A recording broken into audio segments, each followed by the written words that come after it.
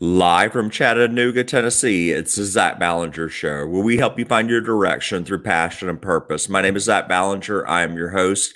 Thank you guys so much for joining us. We are streaming live via YouTube. So if you have any questions for me and my guests, pop them into the comment box. We'll make sure to get to them before any show. You guys know we have the career library going on where we're doing informal interviews with every career across North America for you guys as a resource. You can always email me, zach@zachballinger.com, with any questions you have. Also, we're bringing on career coaches along the way to help you guys answer your questions about your career. Without further ado, MJ, thank you so much for joining the show today. Thanks, Zach. I'm happy to be here. Yeah, so MJ, can you tell us a little bit about what you do? I just kind of want to have you introduce yourself before we get jump in here. Well, I am a career coach. I'm a certified master life coach, and one of my specialties is career. I totally understand as an individual how difficult it is to navigate career in general. So I have a special place in my heart in helping individuals navigate that path. I've also worked in human resources for the past 13 years. So I'm able to give my clients advice from an insider's approach because I've been the person to train the managers on how to interview. I've been the person to actually conduct interviews myself. Also have a background in employment law. So I prepare my clients with a thorough understanding of their rights as a candidate as well as an employee when it comes to the law. Awesome. Thank you for that introduction. So we'll jump right in. What are some of the things candidates make mistakes on? What are, like, say, your two or three biggest mistakes that you kind of see across the board that we can kind of help my audience with? One of the main mistakes they make is if you have a LinkedIn profile, you want to make sure that it's optimized, and you also want to make sure that it is appropriate. I have noticed with a lot of college students and those who are new to their career, they have chosen to use LinkedIn as a social media platform, and that is not the purpose. So I've noticed candidates post things that could be seen as inappropriate and a risk to a potential employer on their LinkedIn profile, sharing things that they have not necessarily confirmed to be truth before they share it. And then also, I've seen candidates with conflicting information on their LinkedIn profile versus their resume. I'm talking education, I'm talking job history and job titles. There could be a lower job title on the actual resume, but an inflated job title on the LinkedIn profile. And that is something that employers are looking for, and they could disqualify you. Now, so let me get this straight because, this is a message that I've been bringing. Sometimes it's good to hear it from someone that's worked inside. How many times, if you're interviewing a candidate, would you say you actually go to LinkedIn to look at that candidate's information? Um, just about every time when I receive a resume and I review that resume, um, the first thing I do is jump on LinkedIn to verify that that information is consistent. So in this day and time, it is a regular practice. It's what exactly what I, have been saying for, keep your LinkedIn up to date. And now you with the technology on LinkedIn, you can really make a nice profile for yourself. I get Right. often asked from students, I don't have a lot of information just besides my college experience. What would you say to students that say that to me? Like they just say, well, I don't have much to put there besides my degree. On your LinkedIn profile, you can also list your skills. Your skills are very important. Also, on your resume, you want to make sure that you list your skills. I explain to my clients all the time that resumes are often not even reviewed by a human. A lot of companies have implemented artificial intelligence or AI. So the system itself will search for particular keywords. And if your resume does not contain that keywords, either in your experience and your particular job responsibilities or in your skills, you will not even get to the recruiter review stage. So likewise on your LinkedIn profile towards the bottom, list those skills so that when recruiters are doing keyword searches on LinkedIn for candidates, you are pulled into that pool. I think that's such a good information there because, I tell students just because you got to think more holistically about your LinkedIn profile. So, example, it's just not your degree. What did you do at your college? What academic achievements do you have? Did you have a Right. part-time job? Is there, what's your profile? What are you looking to do? What's your vision over your career? All these things can be added to LinkedIn. Just like you said, there's skills and their tangible abilities that can be added to that filling in into these algorithms. So I think sometimes I've seen really good LinkedIn profiles from college students who have volunteer experience, Right. leadership down the line. So I think sometimes as students, people sell themselves a little bit short when they're thinking of LinkedIn. They're thinking of a 30-year professional when that's just Mhm. not the case. Now, you mentioned an algorithm, and this keeps coming up over and over on this show's theme when we're helping people out there trying to get jobs. So, companies are using this automated database. Why are they using this?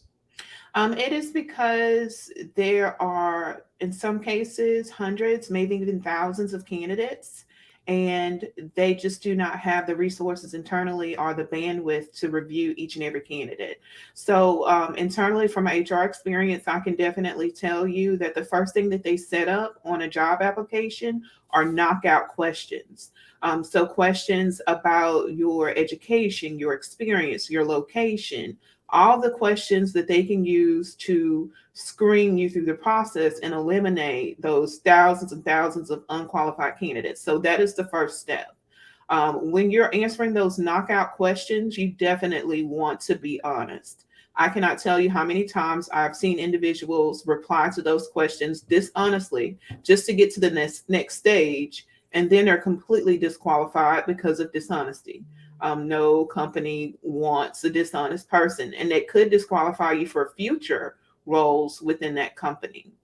So after the knockout question, there are also particular keywords that are set up so that those individuals are screened at another level so that it eliminates those hundreds of candidates and narrows it down to a more manageable pool.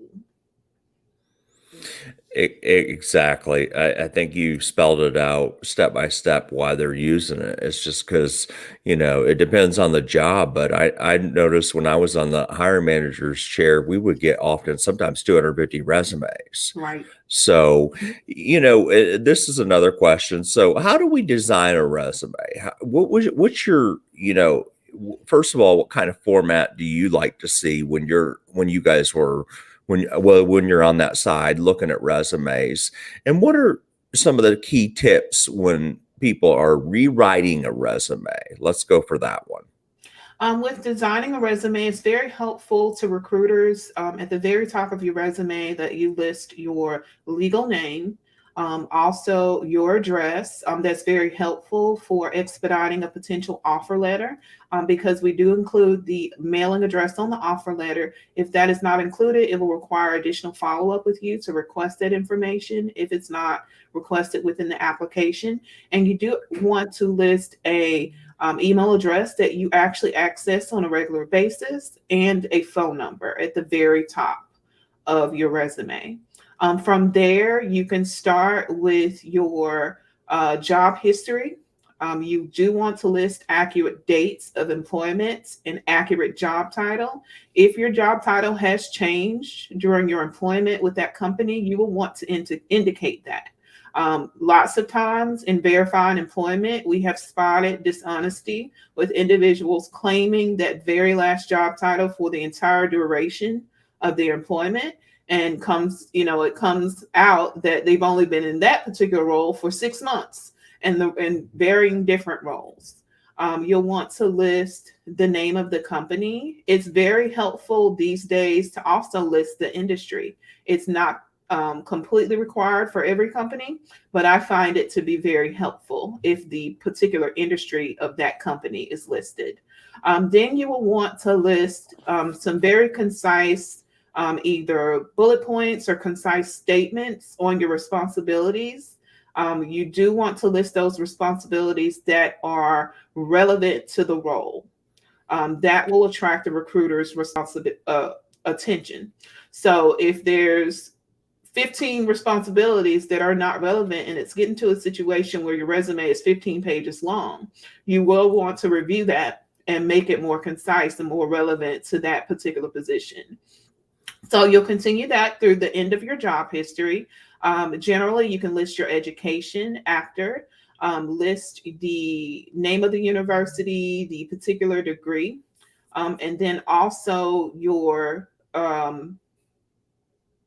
the degree program and the focus. Now, do not list the degree there, implying that you've completed it if you actually have not. So, if you have not completed degree, you will need to list some type of a notes, completed 25 credit hours towards the degree, in progress, an expected completion date, that type of thing, so that it is very clear to the recruiter whether or not you've met that degree requirement.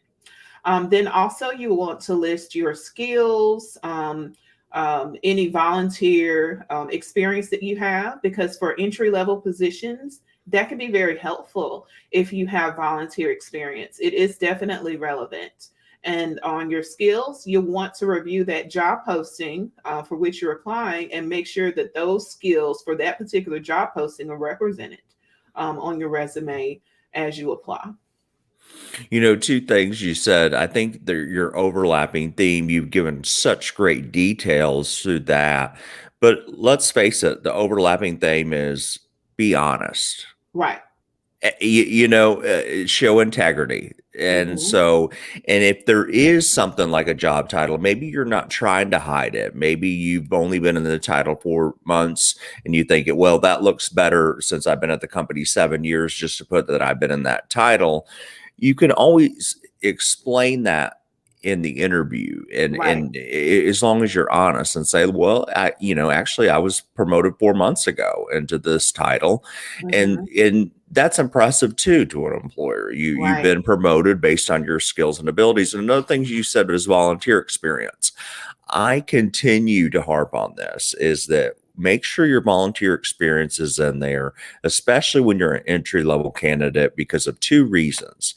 Number one, if you're a student, it allows you to network with other professionals around the community that are helping in that community. And you'd be surprised at what kind of professionals will be in that circle of network that are giving back to their own employment. So there are something right there that you can possibly network with to get yourself into a career. And number two is you're helping your community. So it's a win-win for both everybody involved. And Right. so it's nothing wrong with that at all. So thank you for sharing that. Cover letters, are they necessary? I'll have to be honest. It does seem to be a thing of the past, except for certain organizations, especially government work. I've noticed state work, work within your county or parish, city work. I've noticed that they are still requiring cover letters. Most of your private employers do not require cover letters, but some of them do. Some of them that still see the value of it. So it's always a great idea to have one on hand. You'll see when you're applying on Indeed, some of them will require a cover letter and others will not. So it's always great to have an updated cover letter available. Absolutely. Yeah. And like you said, if so many candidates are applying, it's hard for somebody just to read, 500 cover letters front to Hmm. back. So Right. exactly. And there's certain career, like you said, and then when you get to that executive level, your CFOs, CCOs, of course, they need cover letters because they want to see exactly what your plan, what you've been doing. And there are certain fields that, like you said, government, that require them, but it's almost like they've kind of died out a Yes. little bit. Yes, And I'll say so, that. what's And I don't know if you can reveal this and you can be completely honest. What's some of the questions when you interview a candidate? What's some of your go-to questions that you like to ask a candidate? Definitely. One of my favorite go-to questions are, um, can you tell me about a time that you were not completely satisfied with your work and what you could have done to make it better? That is a very revealing question. Let's stop right there. Now say that question again and let's work through this because I think this is going to be so helpful because this is what we call a STAR question or Mhm. behavioral interview question. So Right. say that question again. Tell me about a time that you were not completely satisfied with your work and what you could have done to make it better. And what are you looking for there? What I'm looking for is an honest answer. I'm looking for someone to understand that they are not perfect, to identify a particular scenario. And I'm looking for them to tell me, not that they just made a mistake and oh well, but they made a mistake and they learned from it. And this is what they've implemented going forward in order to avoid that particular mistake. And you said it can be very revealing. Yes. Can you expound upon that? Yes, I've had candidates respond saying that, I don't make mistakes. And you can tell throughout the rest of the interview that they're coming across a little overconfident and arrogant, and a lot of what they're saying doesn't really line up as far as the experience and expertise that they're claiming to have versus what they've actually demonstrated just in interview. I've also had individuals respond to that question, and immediately their facial expressions change and they become angry. It is as if they're reliving that particular situation, and they start to blame others for the error rather than taking responsibility. And then I've also seen individuals who are very calm and professional while answering that question, and it's really a time for them to reflect and also demonstrate their growth. So it just really depends on the candidate, but it can be very revealing. And is it okay to pause during these questions, to kind of say, MJ, that's a great question. Let me try to think about the most relevant answer for you. Absolutely, that's a great way to pause. However, it would be very um, awkward to pause without any type of communication at all. I've had that happen a time or two. where you're like, okay, it's been 10 minutes. Is the Are we Zoom with still you? here? Are you there? And from another thing from that question too is it kind of shows too what you're doing in your job. So have you been Mhm. lazy? Like if you say, well, I wish I would have got out of bed at 9 a.m. instead of 7. Mhm. Just stuff like that. Now that's an extreme example, but it can show you too, like, wait a minute, are you actually, what kind of work are you doing if that's Right. Are something you a good trivial that you fit? Right. Mhm. regret? What's another one? This is great. I think this is helpful. A goal that a lot of my clients have made errors on prior to pursuing my coaching. A question such as, what are your short term career goals and what are your long term career goals?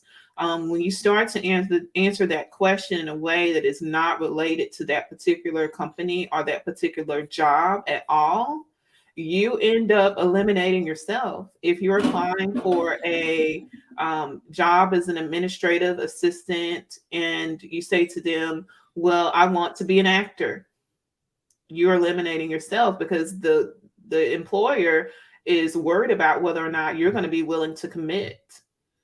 Students have challenged me on that.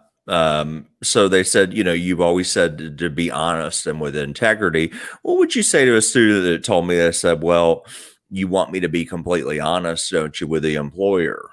Right. It's great to be honest, but also we have to understand that we need to be strategic in our answers. What is the objective here? The objective here is to obtain that particular job position. And when you really think about it, if you were an employer and you were hiring a receptionist and they said to you that I eventually want to own a company just like yours, would that convince you that this person is the best candidate?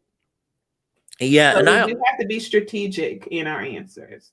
Yeah, and I also tell students it's not being dishonest. Your goal can be an actor, but you don't know Right, what you're going to do at this company. So if right. you want to be an admin now, what if you get promoted in a year and all of a sudden you're loving that job at your company? You're liking the people you work for.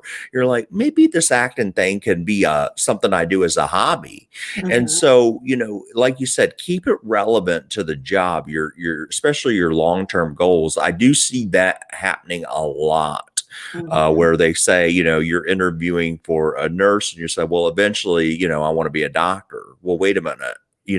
That's not really in our plan here. Right. We wanted you to be an RN for 20 years at this company. So, I think it comes without saying. I also get this question a lot too, MJ, is that somebody says, I don't really have any long term or short term goals. I've always wanted to be a speech pathologist. So, I answer that Mhm. question. Right. So, how would you? I'm sure you've gotten that question too before, where they're like, "Well, I don't have any long term goals because I've always wanted to be a teacher. So, once I Mhm. interview for a teacher, what long term goals can I have?" I have had individuals say to me when I ask them about, they can answer the short term goals well, but when it comes to the long term goals, they've said to me, um, I'm still working on that. Or I think that my short term goal is also my long term goal. Rather than saying, I haven't a clue, I'm not sure. Yeah, and I think in these careers, like let's say you're passionate about being a speech pathologist, you've obviously did the school to go to that, and you're interviewing to be a speech pathologist. Mhm. One of the things I tell these type folks is, your long-term vision, if you really love your job, I believe you're going to advance in your career no matter what. Now, you may remain in speech pathology, but you may be a trainer to other brand new speech pathologists that join the organization. So, a Right, simple long term goal will be like, look, I'm going to come in here. I love this job. This is what I've been working for. But I could even see myself in a couple of years training new candidates that come on board that are brand new speech pathologists, just like I am, because I love the trade so much, and I feel like after a couple of years of experience, that I'll be able to mentor somebody into that field because I love it so much. And it's just right, as simple like that. Because I just feel like if you leave it blank and say, well, I don't have any long term plans right now, right, everybody needs to be developing. I've talked to doctors who say I need to do career development, and right. so it's an ever evolving process, and I think we have to learn that. So, Right. Another um, great response to that question is that I really love what I do and see myself doing it into the foreseeable future. But long term, I just like to continue to grow and develop and continuously improve. And if there is an opportunity within the company to advance and grow to other levels, I am certainly open to that. Perfect answer. Love it. And these candidates too that want to advance into a career. I think another thing for you to think about is do your homework at that organization. So if you come in with this overzealous goal that's not even a part of so if you went into IBM and you're interviewing at level 1 and all of a sudden you say, "Well, MJ, my long-term vision in 2 years is to be the CEO here." That's not really reasonable, and you haven't really Right. done your homework to see how career advances within that organization. So something reasonable as well. I'd say Hmm. sometimes people overshoot. They're like, well, I'd eventually like to have your job in a year. Right. Probably not the best answer out Right. there. I couldn't agree more. Um, Now, MJ, you've been so great. This has been so helpful, even for people to understand. And we walked through a couple of these examples of these questions that you'll ask candidates. I think it's going to be valuable for them because they see inside the employer's mind. Also, when I tell people all the time, put yourself in their shoes and see what they're trying to get out of that question as well when you're thinking about questions. But a lot of your questions you can find out there that they're going to ask. That's why I always say to the candidate, you almost have the upper hand Right, because it's kind of like college. If you knew the questions they were going to ask on the test, you could prepare for them. right. Same thing with interviews. You know kind of Mhm, what they're going to ask. So there's no reason, just you got to put some work into it is the mhm, key with preparation. Now, right, MJ, let's say somebody wants to, learn more about you, or your coaching, or you do this on your own. Where can they find you? Any social media links, all that kind of stuff? They can find me on my website. It's mjcarter-williams.com. So they can find all of my services there. I am on Facebook and on Instagram under Hey, coachmj.com. And also for those that would just prefer to shoot me an email, they can do so at mj@mjcwllc.com. Gotcha. And so the best probably way, if somebody's listening to this audio, would be for them to go to your website and they can find Right. all your social media links, correct? Correct. Gotcha. And one more time, the website? It is mjcarter-williams.com. Gotcha, guys. We'll put that in our notes.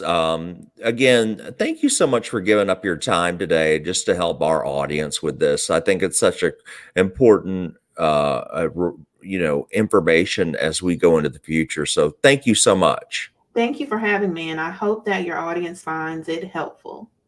Absolutely. Have a great day. You too.